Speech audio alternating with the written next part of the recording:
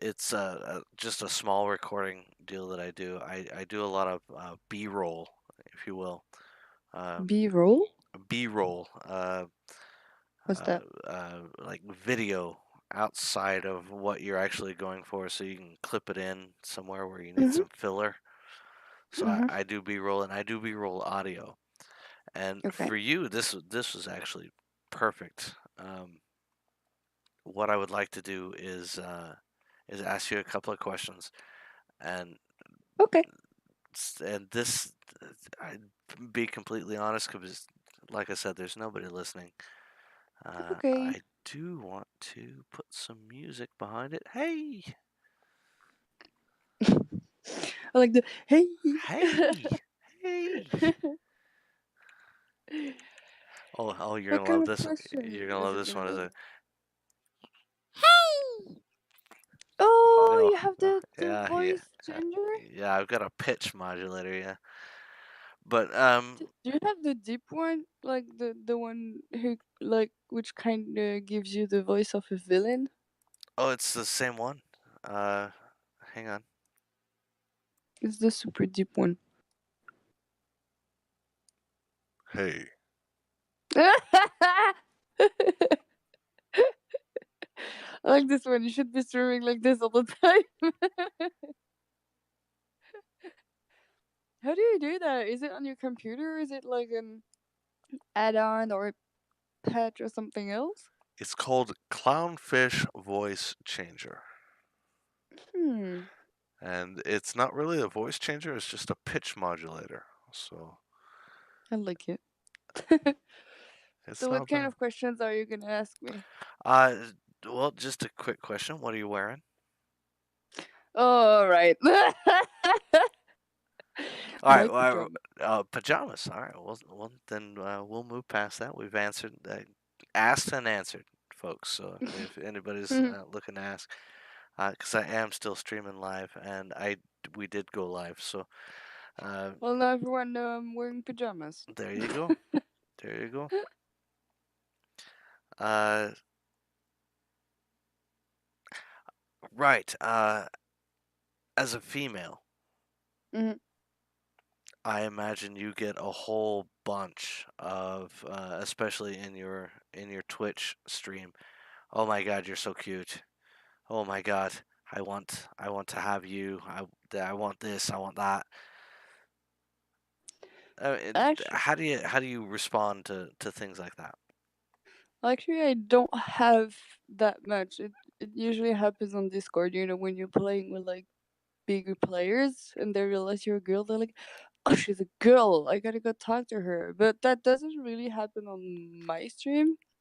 I don't know. Maybe because people. I don't know. Maybe because people are like respectful or something. But I usually just get over it because I'm not really paying attention to that kind of things. You're playing the And game. yeah. Who cares what anybody says? I like it. I like it, and I think everybody should actually take that note. I don't care if you're a guy or a gal. You're playing the game. If some guy says, "You know what? I like this. I like that. I don't like this. I don't like that." You know what? Play the game. Oh, I You're did playing right. have one person at some point that sent me a DM and was like, "Hey, if you take off your bra on the stream without anyone noticing, I'll give you $100." And Well, I didn't do it. I was like, "Okay." I like how you were like, did you get the 100?" that's fantastic. I love it. I But one love it. one of my friend actually got a guy who was like, "Hey, I'll give you 20 euros if you send me a picture of your feet." Oh Lord, the feet And I was fetish. like, "Did you do it?" And she was like, "No, When did that's that become weird." a? I was like, "Who cares if it's weird? It's like your feet. No one knows it's gonna be yours, and you're gonna get for 20 euros." When did that become a thing? I have, Feet is now a I have, thing. I don't know. I actually have no idea.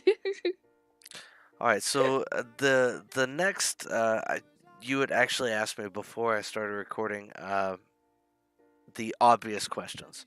That was the first one. Being a female, Okay. The second one is being French. Okay. Now, you obviously have a French accent. Uh, you speak French. I've watched your streams. I speak just a teensy weensy bit of French, and I pick the rest up in context based on the game and that I'm watching, and I generally watch you play, and I just pick up the conversation. But is there a huge response of people who don't speak French coming in to your stream? Yeah, I mean that's kind of actually what I wanted. The fact that I could have like a mixed community and not just a French community, knowing that there are more English viewers. I mean, English speaking viewers at least out there. Then I personally thought that it could be nice if I was kind of playing on like both fields, if I can say so. Like the French one on Monday and Wednesdays, and then English the rest of the time. But usually people don't complain. Like they're not like, "Hey, you speaking French or you speaking English." I mean, the French one do this, but obviously it's because we complain a lot. I've never had any English speaker be like, "Oh, like if you're not speaking English tonight or blah blah blah." They just show up on the English days and they're just talking to me, and yeah, that's it. It's actually pretty nice to be able to, like discuss with people like from outside of Europe and stuff. So yeah. Well, that's fantastic. I Yeah, I really like it.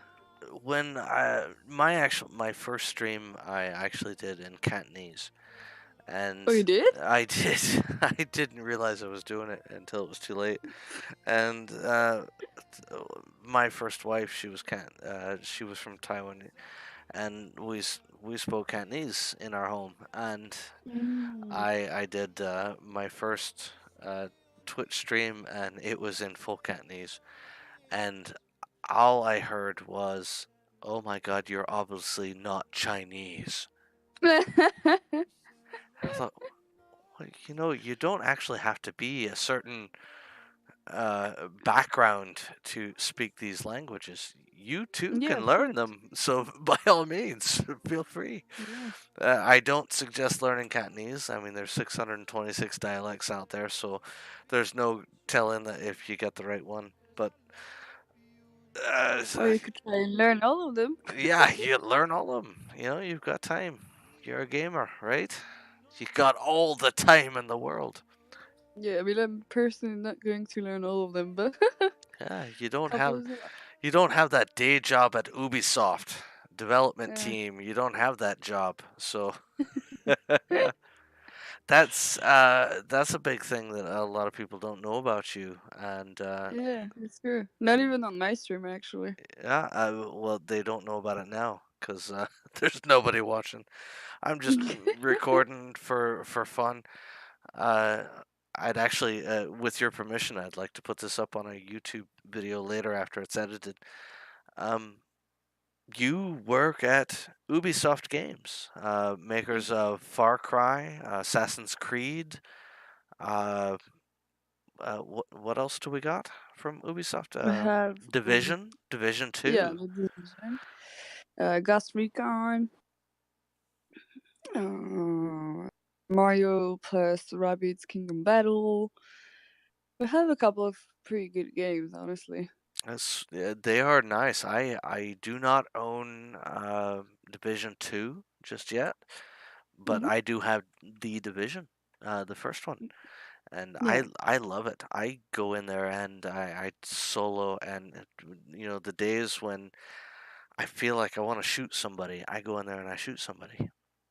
I mean, it's That's fantastic. one way to see it. I go up to what is it, the uh 42nd Street North and Third Avenue, and I just kill.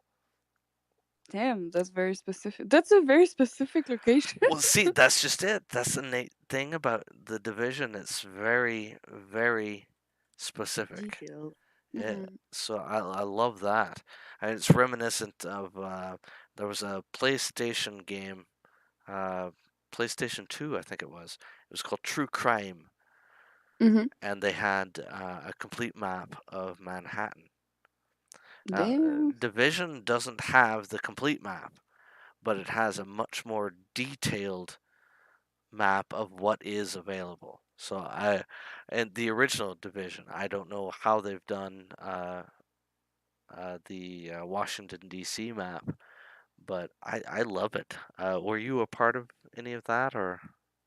Nah, no, unfortunately. But I have a couple of friends who actually worked on the Division, the first one, and yeah, that's that. I mean, they're actually very passionate.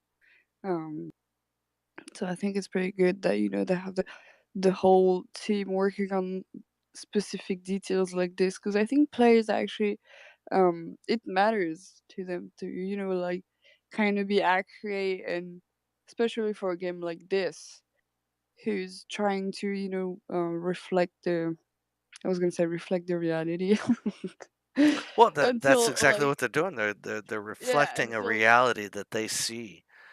So I yeah mean, we're not just seeing.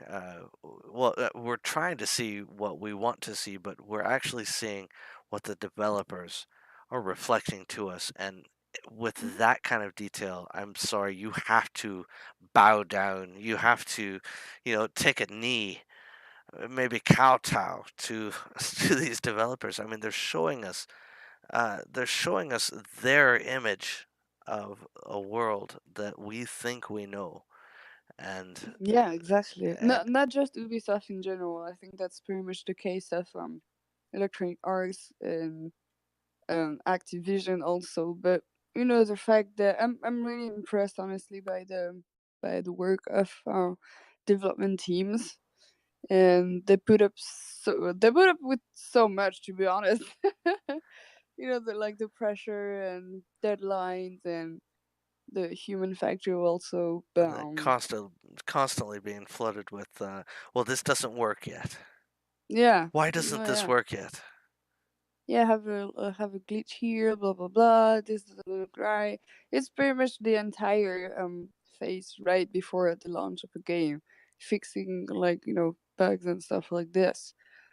But in the end, it's always gonna be for us players. Right, So yeah, I think it's one of the best jobs in the world. indeed. That's That's why I'm fantastic. actually working in video games development. So, uh, when it comes down to it, you play games that are not developed by Ubisoft, of course. Mhm. Uh, how do you feel about the development that you work with? Uh, I know you're in. I'm sorry. What exactly is it that you do? Working more specifically in the diversification team. So all the derivatives, or all the derivatives associated to a game it's gonna be my team. Like for example, for Assassin's, I mean, I'm not working on Assassin's Creed, but for Assassin's Creed team, that would be the ones working on the what is it called, like plushes and posters and events and escape games, VR, all of this, pretty much. Okay. And yeah, that's what I'm working on. It's basically project management. The fact that you have to um have a global vision of like 360 degrees and see what's going on as like diversification for your brand. So basically, that's what I'm doing. Oh, perfection. So now, I'm familiar with the field of development. I worked very close with many of the developments that come with what. My apologies, everyone. Uh, the NSA. Sorry. Mhm. I've worked with development of programs to vastly expand this, that, and the other as far as translation and uh, well, just monitoring systems in general. Uh, you are being watched. Skynet is real. Uh, Mhm. it's none of that is true. Uh, but I understand the development of software and how it goes, and um, I understand that looking out and watching other things, watching alphas develop and pre-release games and beta testing and getting involved with that because we're gamers. You and I are both Mhm. gamers. We like games. Yep. What Yep. do you take uh, from playing other games? How much of that do you take back to what you do as far as work? Well, I think like in general, not just video game industry, but I think it's important to know what your competitors are doing, and me specifically in the licensing and diversification industry. But because I think you can learn a lot from other people and other brands and video games and everything like this. But I like as far as like video games, in the diversification aspect, it's important to like for me to see what's going on. For example, like in Overwatch and League of Legends, how do they make one character more famous than others through media, for example? Because this is the kind of question that I have to ask in my job. But as far as like video games are concerned, I think it's important to know what they're doing out there. And if we have to, adapt for first and foremost, I would say. But then also in terms of technology, like the whole I don't know if you've seen the panel of the Google panel last week about Stadia, the Oh, whole loved it. the whole new streaming platform. I mean, I loved it. Ubisoft is obviously I feel sorry for Sony and Microsoft both. Microsoft's going to have to focus on the, their actual operating system from now on yeah, because quite frankly the console system with Stadia is done. yeah. Sony is completely and utterly screwed.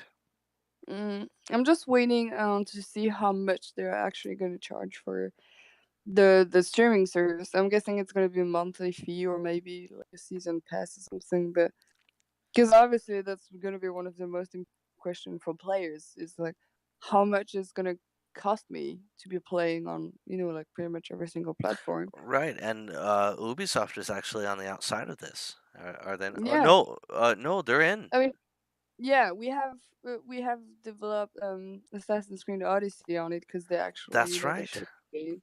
Yeah, That's right. Yeah, you had a showcase there. I loved yeah, that. we did. That was in the Yeah, we did keynote. that. That was perfect. Yeah, we actually saw our CEO right there in the public over there. We were like, yes. Yeah, I saw your CEO there. He was grinning like he just robbed the pantry. Yeah. I mean, no, that's actually a pretty good opportunity for us to be working with them And why not? for like Ubisoft in You general. can develop the hardest. I mean, the highest and hardest developed games, and anyone can access it. Yeah, I mean, It's I not. It's haven't, but not. I would definitely love to be part of it Well, see, for that's sure. just it. That's just it. With Stadia, you can. I know. I'm sorry, folks, if you're listening to this.